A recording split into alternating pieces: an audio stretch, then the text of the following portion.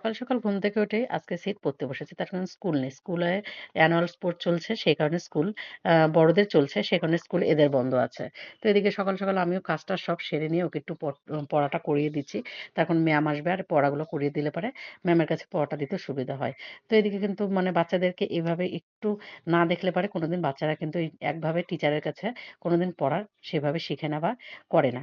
তো এদিকে কিন্তু আমি এভাবে মানে ছোট থেকে সিটকে এভাবেই করাই। তো এইভাবে এদিকে করতে, করতে কিন্তু আমি চলে এসেছি রান্নাঘরে। আর রান্নাঘরে এসে না যে গ্যাসটাকে নিয়ে পরিষ্কার করতে বসেছি। গ্যাসের পেছনটা মানে চিমনি আছে। চিমনি থাকলেও না তেল চিটচিটে ভাবগুলো কিন্তু লেগেই যায়। আমি এগুলো রেগুলার পরিষ্কার করি। আর সকালবেলা আমি এগুলো নিয়ে বসেছি মানে রাত্রে কিন্তু আমি বাসন-টাসন সব রান্নাঘরে কমপ্লিট করে রাখি। বাসন মেজে চারিদিকে ঘর-দুয়ার গুছিয়ে পরিষ্কার করে রেখে দিই। যাতে কাপড়-চোপড় যেগুলো কাচবো সেগুলো বালতিতে করে বাথরুমে রেখে দিই। মানে একবারে গুছিয়ে রেখে সকালবেলা ঘুম থেকে উঠে যেহেতু স্কুল থাকে, তো আজকে যেহেতু স্কুল নেই জন্য আমি একটু ডিলে ভাবে করছি। আর স্কুল যেদিন থাকে মানে আমি আরো বেশি করে মনে করো কাজগুলোকে গুছিয়ে রাখি। তো এগুলো না আমার আজকে প্রতিদিন আমি এভাবে করি। তখন প্রত্যেকদিন যদি কাজ এভাবে করো না পরিষ্কার করে গুছিয়ে করো তাহলে দেখবে কাজ প্রতিদিনের কাজ প্রতিদিন করলে হালকা থাকে। আর তারপরে যে মুড়িগুলো এনেছিল মুড়িগুলো চেলে নিচ্ছি। তো তোমরা ভাবে মুড়ি চেলে খাচ্ছে। হ্যাঁ, এই মুড়িগুলো না এভাবে বাইরের মুড়ি, কেনা মুড়ি এগুলো যদি চেলে এভাবে খাও তো দেখবে মুড়ির মধ্যে অনেক নোংরা থাকে, ধুলো থাকে সেগুলো বেরিয়ে যায়। তো যাই হোক এটা কিন্তু আমার মানে ওপিনিয়ন, আমার ব্যাপার। তো তোমরা চাইলে অবশ্যই করতে পারো, নাও পারো। তো এদিকে কিন্তু আমি কথা বলতে, বলতে রান্নাও বসিয়ে দিয়েছি সব পরিষ্কার করে।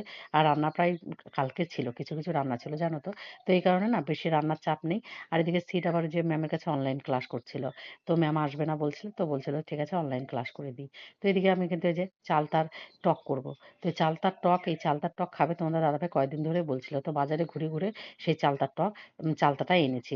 আর এদিকে চালতার টকটা কিভাবে করবো আমি বুঝতেই পারছিলাম না। তার কারণ আমি এর আগে কোনোদিন এই চালতার টক করিনি।